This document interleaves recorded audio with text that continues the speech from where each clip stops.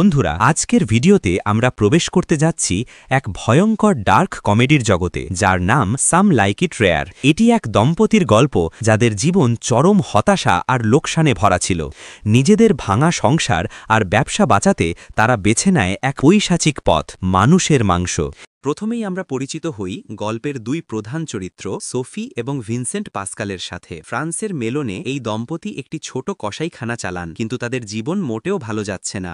তাদের বৈবাহিক সম্পর্কে এখন শুধু তিক্ততা এবং তাদের ব্যবসা চলছে অত্যন্ত মন্দা অবস্থায়।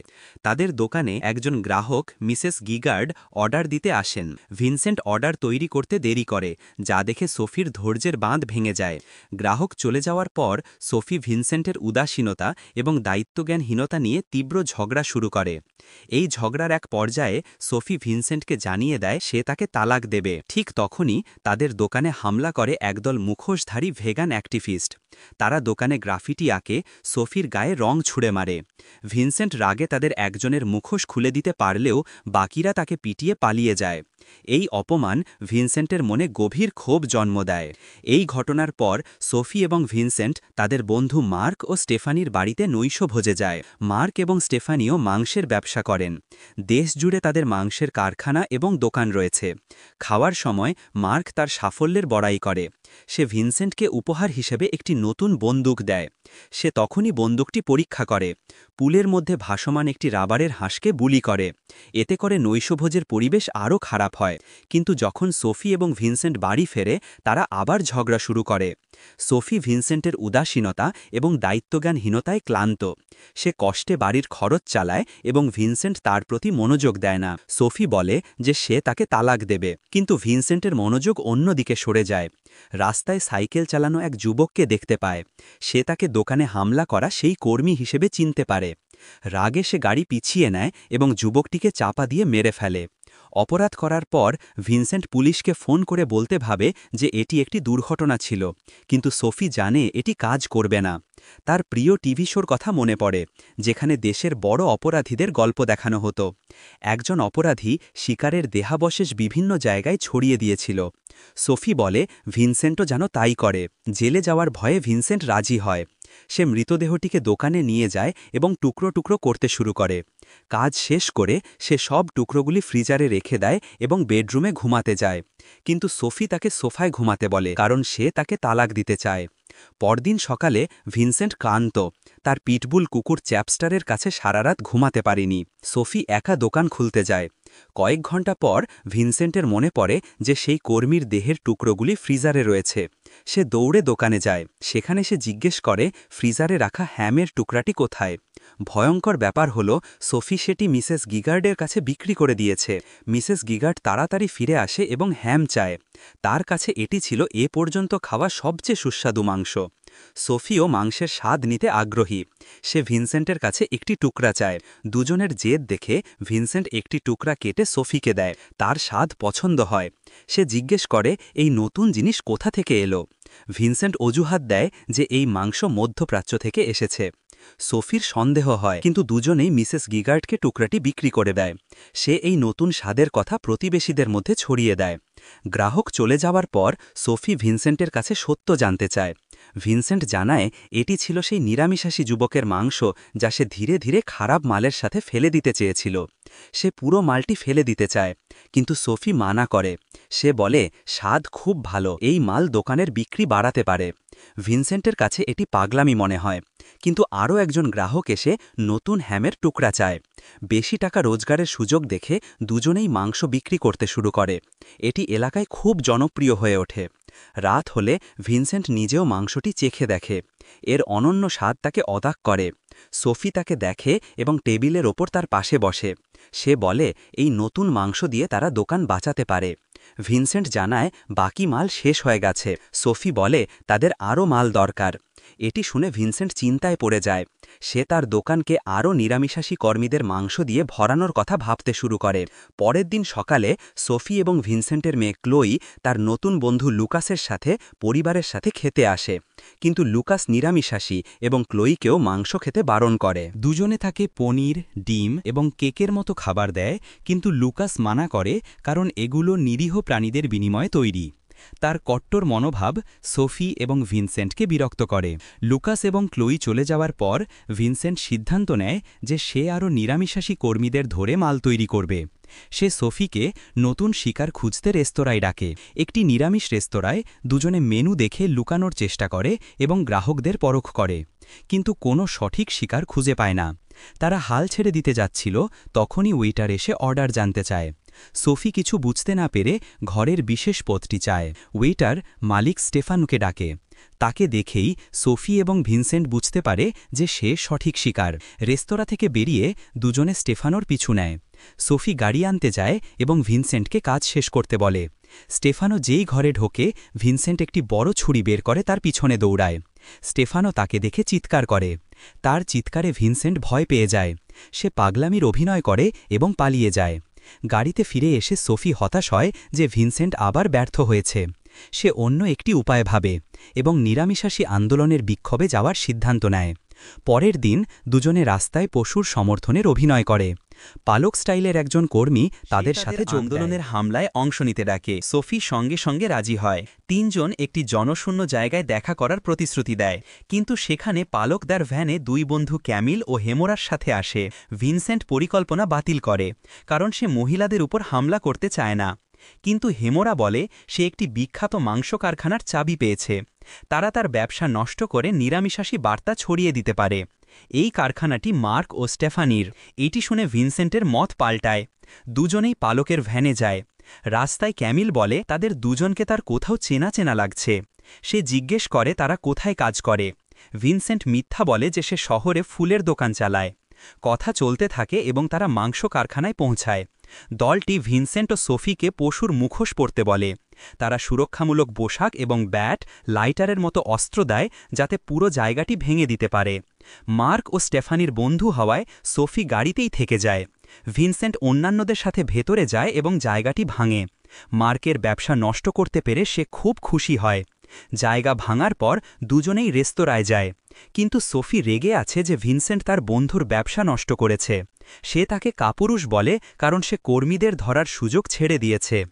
ভিনসেন্ট রাগে সোফির উপর ছুরি ধরে, কিন্তু তাড়াতাড়ি শান্ত হয়ে রেস্তোরাঁ ছেড়ে যায়। সে বলে যে সে তালাক দেবে এবং মাংসের ব্যবসা ছেড়ে দেবে। সোফি রেস্তোরাঁয় থাকে। সেখানে একজন তরুণ ওয়েটার তার সেবা করে। দুজনে কথা বলে এবং জানতে পারে যে তারা অপরাধীদের টিভি শো পছন্দ করে। সোফি জানতে পারে যে ওয়েটারটিও নিরামিষাশী, কিন্তু বিল মেটানোর জন্য সাধারণ রেস্তোরাঁয় কাজ করে। সোফি দোকান বাঁচানোর একটি সুযোগ দেখতে পায়। ওয়েটারের শিফট শেষ হলে সে তাকে বাড়ি পৌঁছে দেওয়ার প্রস্তাব দেয়। সোফি রাজি হয়। বাড়ি পৌঁছে ওয়েটার বলে যে সোফির সাথে দেখা করে তার ভালো লেগেছে। সোফিও তাকে পছন্দ করে। দুজনে চুম্বন করে, কিন্তু সোফি ভুলবশত তার জিভ কেটে ফেলে। ওয়েটারের মুখ থেকে রক্ত বের হয়।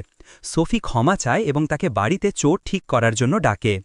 ভেতরে ভিনসেন্ট সোফির কাছে সেই ছেলেটির কথা জানতে চায়। সোফি বলে যে সে তাকে পরবর্তী শিকার বানাতে নিয়ে এসেছে। এটি শুনে ভিনসেন্ট রাগে পাগল হয়ে যায়। সে ওয়েটারকে ছুরি দিয়ে মারতে চায়, কিন্তু তার মনে হয় বেশি উত্তেজনায় শিকারের মাংস শক্ত হয়ে যাবে, যা বিক্রির জন্য ঠিক নয়। সে সোফিকে বলে ওয়েটারকে শান্ত রাখতে যতক্ষণ না সঠিক সময় আসে। সোফি রাজি হয় এবং তাকে সোফায় বিশ্রাম নিতে বলে। সে বালতি আনতে রান্নাঘরে যায়। সেখানে সে ভিনসেন্টকে বলে এখন হামলা করার সময়, কিন্তু ভিনসেন্ট আবার মত পাল্টায়। সে বলে সে আর কাউকে মারবে না। সোফি আরও হতাশ হয়। তার মনে হয় ভিনসেন্ট না দোকান বাঁচাতে চায় আর না তাদের বিয়ে। ভিনসেন্ট তর্ক করে না। সে ওয়েটারকে বাড়ি যেতে বলার জন্য যায়, কিন্তু দেখে সে পুরোপুরি নগ্ন হয়ে সোফির জন্য অপেক্ষা করছে। ওয়েটারের উদ্দেশ্য দেখে ভিনসেন্ট তাকে ঘুষি মেরে ফেলে দেয়। তারপর ফুলদানি দিয়ে তার মাথায় বেশ কয়েকবার আঘাত করে তাকে শেষ করে দেয়। সোফি হতবাক হয়ে আসে, কিন্তু তার কিছু বলার আগেই ক্লোই দরজা থেকে মা বাবাকে ডাকে। সময় নষ্ট না করে দুজনে মৃতদেহটি সোফার পিছনে লুকিয়ে রাখে। ক্লোই মন খারাপ করে আছে কারণ লুকাস তাকে ছেড়ে দিয়েছে। তার মনে হয় ক্লোই গোপনে মাংস খায় এবং নিরামিষাশী আন্দোলনের বিরুদ্ধে। সে মা বাবার কাছে বাড়িতে ঘুমানোর অনুমতি চায়। ভিনসেন্ট তাড়াতাড়ি তাকে পাঠিয়ে দেয়। সে বলে যে তার লুকাসের সাথে মিটমাট করে নিরামিষাশী আন্দোলনে যোগ দেওয়া উচিত। এই সমস্যার সমাধান হওয়ার পর দুজনে মৃতদেহ ও রক্ত পরিষ্কার করে। তারপর তারা একসাথে দেহের টুকরোগুলি করে। এই অভিজ্ঞতা থেকে দুজনেই আরও কাছাকাছি আসে। সারা রাত কাজ করার পর দুজনে সোফায় ঘুমিয়ে পড়ে। তখনই স্টেফানির ফোন আসে। সে জানায় তাদের একটি ফ্রিজারে হামলা হয়েছে। দুজনে সেখানে যায় যেখানে পুলিশ তদন্ত করছে। তদন্তকারীদের মধ্যে সেই পুলিশ অফিসারও আছে যে ভিনসেন্টের দোকান থেকে হ্যাম কিনেছিল। সে সিকিউরিটি ক্যামেরার ফুটেজ দেখে, কিন্তু সবাই মুখোশ পরা ছিল, কাউকে চেনা যায় না। ভিনসেন্ট স্বস্তি অনুভব করে এবং বাড়ি যাওয়ার সিদ্ধান্ত নেয়। কিন্তু পুলিশ অফিসার বলে সে আরও মধ্যপ্রাচ্যের মাংস কিনতে চায়। সুযোগ দেখে ভিনসেন্ট ও সোফি মাংস বিক্রি করতে প্রস্তুত হয়। ওয়েটারের অবশিষ্ট মাংস দিয়ে তারা পুরো স্টক ভরে ফেলে। দোকান খোলার সাথে সাথেই পুলিশ অফিসার এবং আরও অনেক গ্রাহক মাংস কেনার জন্য লাইনে দাঁড়ায়। সব স্টক বিক্রি হয়ে যায়। মিসেস গিগার্ড আরও মাংস চান। সোফি পরের দিন নতুন মাল আনার প্রতিশ্রুতি দেয়। ভিনসেন্ট জানে না তারা আর কোথা থেকে মাংস আনবে। সোফি তাকে নিরামিষ রেস্তোরাঁর মালিকের কথা মনে করিয়ে দেয়। কয়েক ঘন্টা পর দুজনে স্টেফানোর বাড়িতে ঢোকে, তাকে অজ্ঞান করে বাথরুমে বেঁধে রাখে। ভিনসেন্ট তাকে মারতেই তস্তত করে, কারণ তাকে ভালো মানুষ মনে হয়। কিন্তু সোফি বলে দোকান চালানোর এটাই একমাত্র উপায়। ভিনসেন্ট রাজি হয়। তার ধারালো ছুরি দিয়ে সে স্টেফানোকে মেরে ফেলে। পরের কয়েকদিনের জন্য মাল সুরক্ষিত করে। দোকান দ্রুত খুব জনপ্রিয় হয়ে ওঠে। প্রতিদিন সকালে গ্রাহকরা লাইন দেয়। স্টক বজায় রাখতে ভিনসেন্ট এবং সোফি মার্কেট দেওয়া বন্দুক দিয়ে আরও নিরামিষাশী কর্মীদের শিকার করতে শুরু করে। এক রাতে দুজনে গাড়ির পিছনে একটি পার্কের সামনে অপেক্ষা করে। হঠাৎ একজন লম্বা যুবক ভিনি আসে। সেও একজন নিরামিষাশী কর্মী এবং আন্দোলনের জন্য লড়তে চায়। দুজনে তার সুযোগ নেয়। তারা তাকে বলে যে তারা তাকে শহরের বিখ্যাত মাংস কারখানা নষ্ট করার মিশনের জন্য ডেকেছে। প্রথমে ভিনিকে মুখোশ বেছে নিতে হবে। সোফি তাকে গাড়ির ডিকি থেকে মুখোশ বেছে নিতে বলে। ভিনি মুখোশগুলি দেখতে থাকে। তখনই ভিনসেন্ট তার জ্যাকেট খুলে এবং ছুরি বের করে। কিন্তু হামলা করার আগেই ভিনিকার উদ্দেশ্য বুঝতে পারে। সে ভিনসেন্টকে ফেলে মেরে জঙ্গলে পালিয়ে যায়। তারা ভয় পায় যে ভিনি পুলিশকে সব বলে দেবে। দুজনে তার পিছু নেয়, কিন্তু ভিনি অন্ধকার জঙ্গলে উধাও হয়ে যায়। তারা তাকে সব জায়গায় খোঁজে। হঠাৎ সোফির মাথায় একটা বুদ্ধি আসে। সে ভিনিকে ফোন করে। তার ফোন গাছের পিছনে থেকে বেজে ওঠে। তাকে খুঁজে পাওয়া যায়।